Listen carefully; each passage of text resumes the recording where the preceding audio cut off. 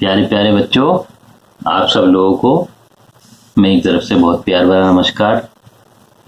आपका अपने विद्या सेवक चैनल में स्वागत है।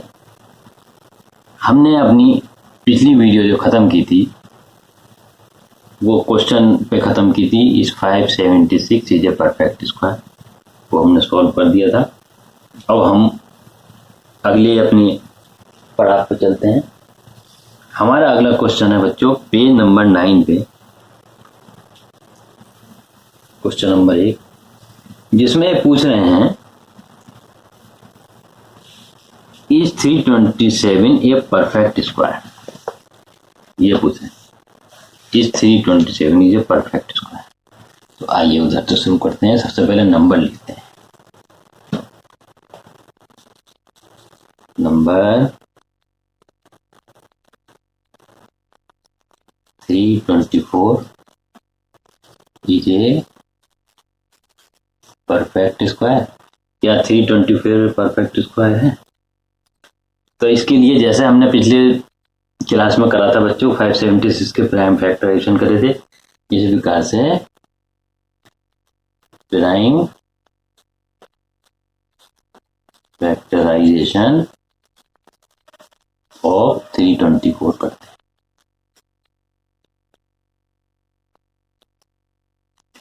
324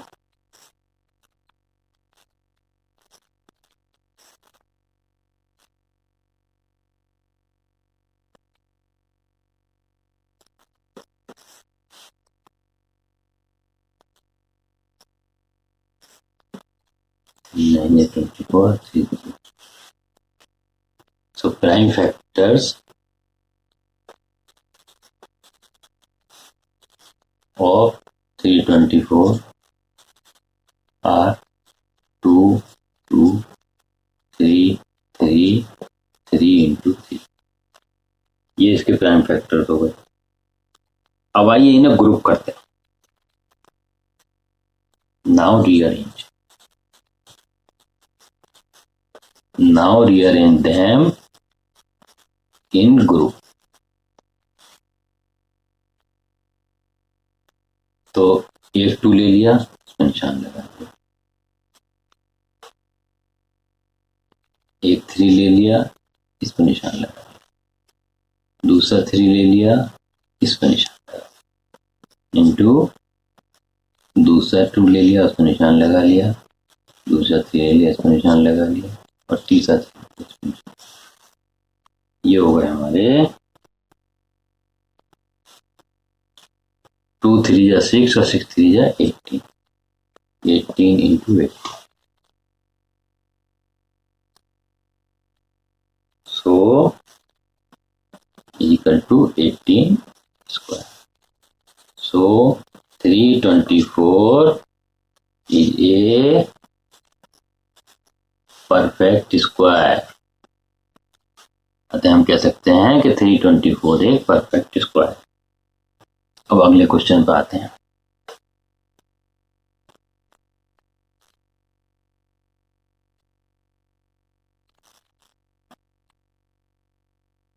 अगला क्वेश्चन है बच्चों is 156 a perfect square.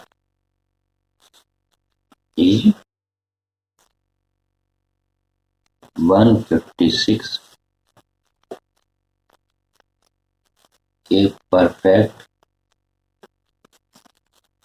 Square. तो इसके भी हम प्राइम फैक्टराइजेशन करते हैं। 156 के करते हैं।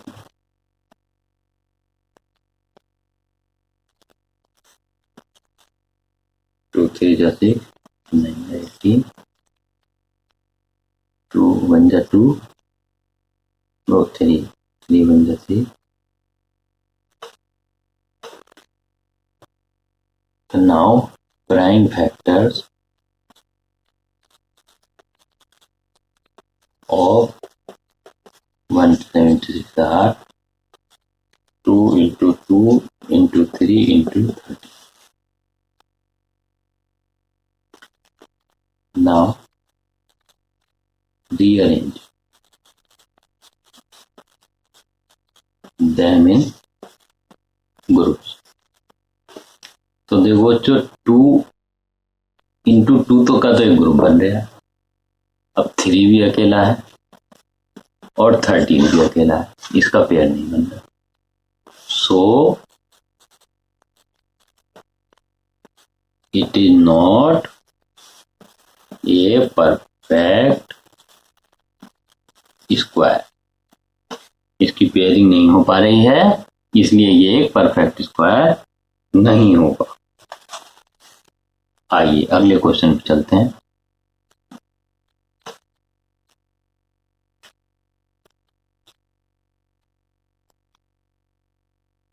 अगला क्वेश्चन है बच्चों, find whether 1156 and 2000 are perfect square using prime factorization. तो अगले क्वेश्चन में पूछा है find 1176 and 2800 are perfect square.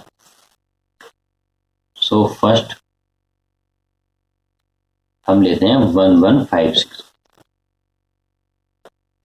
क्या ये परफेक्ट स्क्वायर है, ये हमसे पूछा। तो 1156 की प्राइम फैक्टराइजेशन करते हैं। 2 5 जा 10, 2 7 जा 14, 2 8 जा 16।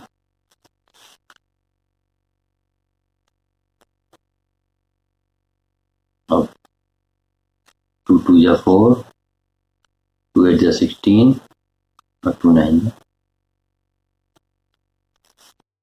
अब 2 8 9, 2 से भी नहीं जाएगा, 3 से भी नहीं जा रहा, 4 5 6 7 8 9, 9 से भी नहीं जा रहा, 10 से 11 13 14, ये बच्चों जाएगा 17, 17 17 जा 2 8 9। So prime factorization, prime factors of 1156 are 2 into 2 into 7 into 17 into 70. अब now rearrange them.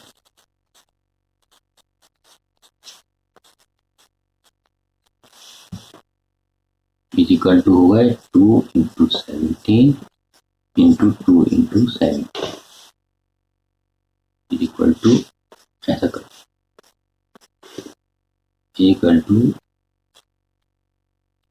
34 into 34 equal to 34 to the power 2. So 1156 is a perfect square. तो 1156 से परफेक्ट स्क्वायर। अब 1156 तो हो गया हमारा परफेक्ट स्क्वायर। अब हमें 2800 को देखना है। आइए 2800 के प्राइम फैक्टराइजेशन करते हैं। नाउ 2800 प्राइम फैक्टर निकालते हैं इसके। 2800 1 2, ये हो गया, ये हो गया, ये हो गया,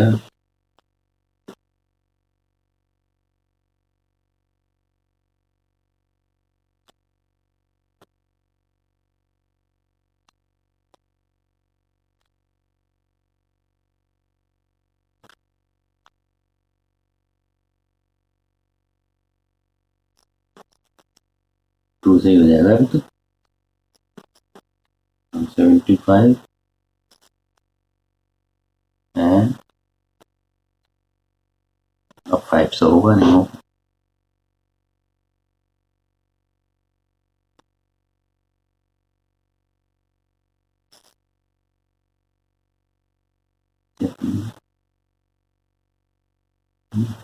फिर 5 से हो जाएगा। तो prime factors are 2 into 2 into 2 into 2 into 5 into 5 to 7. Now rearrange them in pairs. तो ये 2 ये 3 के 2 यानी 2 into 2 into 2 into 5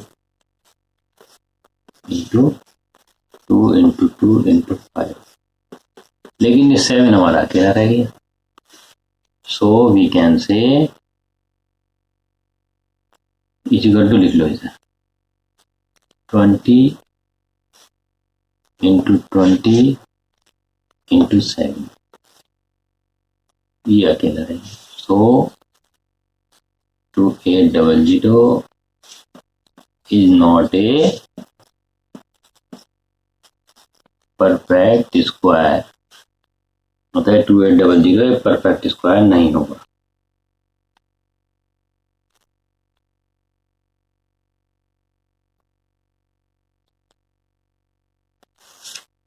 अब इसमें अगला क्वेश्चन है बच्चों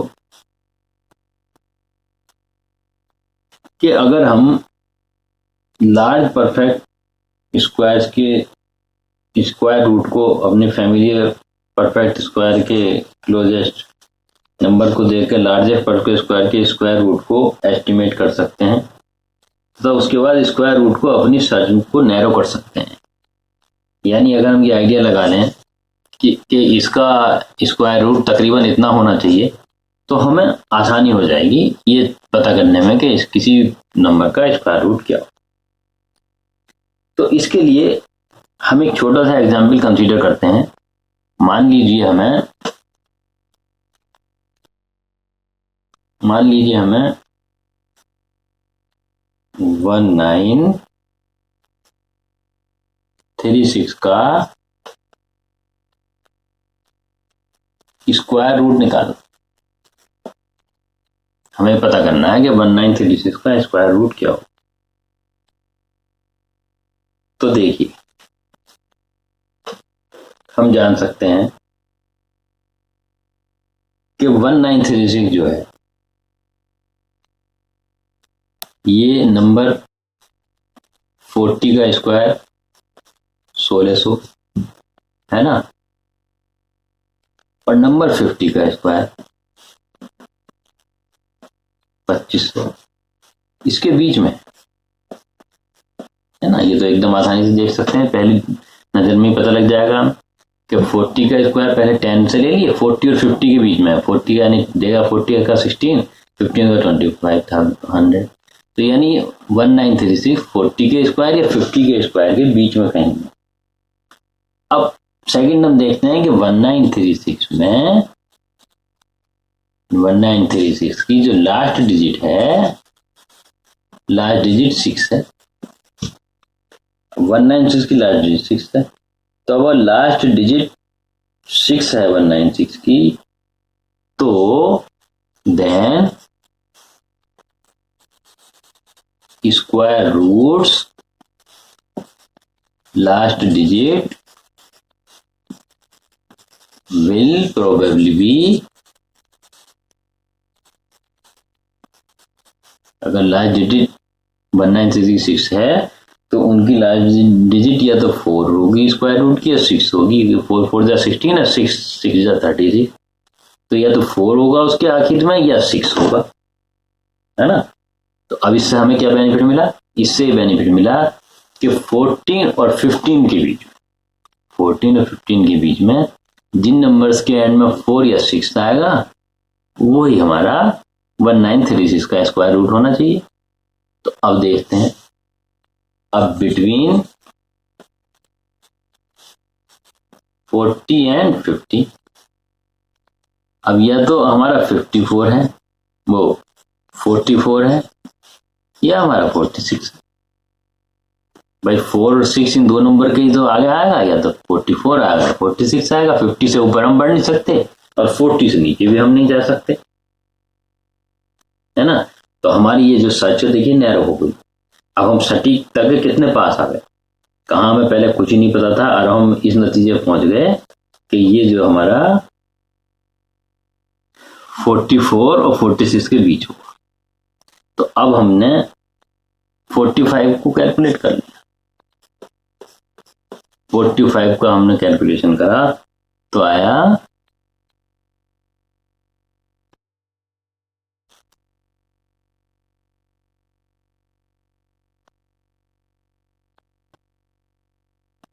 2025। तो अगर हम 45 को कैलकुलेट करें तो हमारा 2025 आएगा। अब ये कैसे 45 को इतनी आसानी से कैसे कैलकुलेट कर लिया? इसके लिए ये है, मान लो देखो 45 है, 45 का मतलब 40 प्लस 5, तो यानी क्या हो गया 40 प्लस 5 इंटू 40 प्लस 5, तो ये हमारा हो जाएगा 40 into 40 plus 5 into 5 plus 2 into 40 into 5 equal to 2025। तो देखिए अब हमारा ये सर्च हो गई 44 और 46, और इनके बीच में 45 हमारा क्या है 2025 हमारा 45 का स्क्वायर है। तो अब सीधा ऑप्शन क्या बचा, देखिए 1936 का ऑप्शन जब 46 होता अगर, तो ये 1936 से छोटा होना चाहिए था, मगर ये 1936 से बड़ा, इसलिए हमारा आंसर 44 होगा। So the square root of 1936 is 44। इस प्रकार से हम आसानी से अपने स्क्वायर रूट निकाल सकते हैं। अब आपकी बुक में एक सिचुएशन दी गई है कि अरिबाम तथा बिजॉय एक गेम खेलते हैं। इसमें कोई एक व्यक्ति नंबर बोलता है तथा दूसरा व्यक्ति उस नंबर के स्क्वायर रूट को बता के उसका रिप्लाई देता है। अब अभिराम स्टार्ट करता है तो वह कहता है 25, तो बिजॉय क्विकली आंसर करता 5। 25 का स्क्वायर रूट 5 है क्योंकि 5 5 से 25। इसके ऊपर बिजॉय कहता है 81, तो अभिराम आंसर देता 9 क्योंकि 9 9 जा 81, टेबल सबको याद ही होती है। अब गेम तब तक चलता रहता है जब तक कि अभिराम 250 कहता है। अब जैसे ही अभिराम ने 250 कहा तो अब भैया बिजॉय का माथा घूम गया कि भाई ये 250 का स्क्वायर रूट कैसे निकले, है ना। तो अब नंबर आ गया 250। अब इसका हमें देखना है स्क्वायर रूट। बोलो भैया 250 का स्क्वायर रूट कैसे है? तो इसके बाद अभिराम कहता है कि तुम 250 के स्क्वायर रूट को नहीं बता सकते क्योंकि वो तो वैसे तो आएगा नहीं 250 का स्क्वायर रूट। क्यों नहीं आएगा? पहले आपने क्लासों में पढ़ा है बच्चों, हमने पिछली चैप्टर में बताया था कि स्क्वायर परफेक्ट स्क्वायर में पहली बात तो जीरो होंगे, वो हमेशा इवन नंबर्स में होंगे। यहाँ पे जीरो है तो ये परफेक्ट स्क्वायर तो है नहीं, है ना, तो ये परफेक्ट स्क्वायर नहीं है। तो इसका जो स्क्वायर रूट निकलेगा तो वो पॉइंट्स में निकलेगा। इसका स्क्वायर रूट फुल नंबर्स में, होल नंबर्स में नहीं निकले। तो भाई तुरंत उस बात को उसने कहा कि भाई इसका 250 का स्क्वायर रूट कैसे बता दिया जा सकता है, तुमने क्वेश्चन ही गलत पूछा। तो बिजॉय कहता है कि तुम 250 के स्क्वायर रूट के क्लोजेस्ट जो नंबर हो वो बोल सकते हो, और ये ध्यान रखना कि वो सबसे क्लोजेस्ट नंबर होना चाहिए, ऐसा ना हो कि वो काफी दूर का नंबर। अब बिजॉय की खोपड़ी घूम गई, बोले यार अभी तक तो खाली मना करके काम हो गया ना, अब ये तो भाई अब इसे ये बताओ कि इसके पास का कौन सा है। तो इसे करने के लिए बिजॉय क्या कैलकुलेशन करता है, क्या एस्टिमेशन करता है, वो हिसाब लगाता है कि 100 जो है वो छोटा है 250 से, जो कि 10 का स्क्वायर है ना, और 250 से बड़ा है 400 जो कि 20 का स्क्वायर है।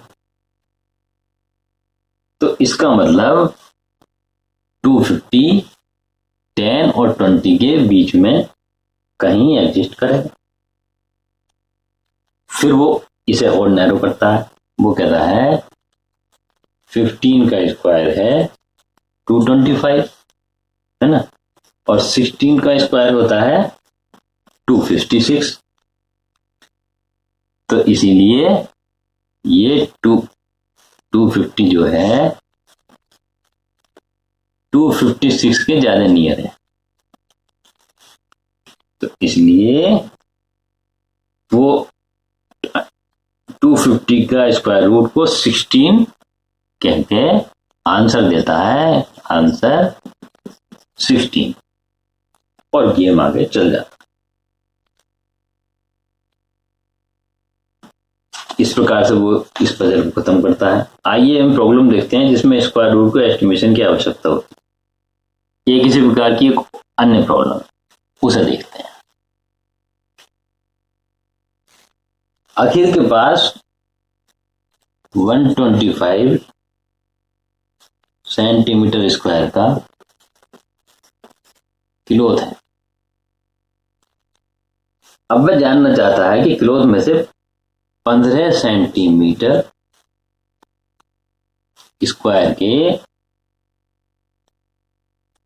हैंकी काट सकता है, और अगर वह नहीं काट सकता तो वह यह जानना चाहता है कि वह कौन से मैक्सिमम साइज का हैंकी इसमें से काट सकता है। तो देखिए, जैसा कि हम जानते हैं कि 125 एक परफेक्ट स्क्वायर नहीं। क्यों नहीं? वो इसलिए नहीं है कि 1 से 13 तक की टेबल तो आपको याद हमने कराई रखी है, उसमें कहीं भी 125 नहीं आता है ना। तो अब इसके लिए नियरेस्ट परफेक्ट स्क्वायर निकालने के लिए वो आइडिया लगाता है कि 11 का स्क्वायर क्या होता है 121 है ना, और 12 का स्क्वायर क्या होता है 144, यानी इनके बीच में कहीं 125 है। अतः इसमें से जो मैक्सिमम क्लॉथ काटा जा सकता है, देखिए 11 का काट ले तो 125, यानी 125 में से अगर उसने 1 माइनस 121 कर दिए तो 4 स्क्वायर सेंटीमीटर कपड़ा बच जाएगा। लेकिन अगर वो 12 सेंटीमीटर के हैंकी बनाया तो 144 में, तो 125 सेंटीमीटर के कपड़े में से 144 सेंटीमीटर कहाँ से लाएगा। तो इसीलिए वो मैक्सिमम साइज ऑफ हैंकी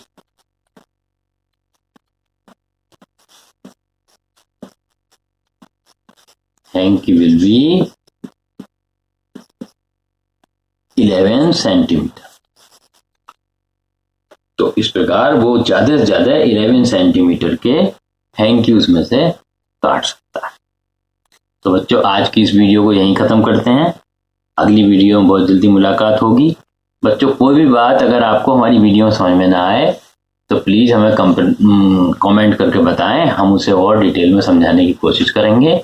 अगली वीडियो में बहुत जल्दी फिर मिलते हैं, तब तक के लिए हमें इजाजत दीजिए। आप सभी का समय देने के लिए धन्यवाद। चैनल को शेयर करें, लाइक करें, सब्सक्राइब करें और अपने मिलने वालों तक पहुंचाएं। और जो कुछ हमने आपको सिखाया है वो कम से कम 1 या 2 बच्चों को जरूर सिखाएं, ताकि उनकी मदद हो सके और आपका भी रिवीजन हो सके। अपना समय देने के लिए धन्यवाद। और साथ ही साथ यूट्यूब तथा गूगल दोनों कंपनीज को बहुत बहुत धन्यवाद, जिनकी वजह से हम आप लोगों तक अपनी बात पहुंचा पा रहे हैं। धन्यवाद। फिर मिलते हैं, तब तक के लिए बाय बाय।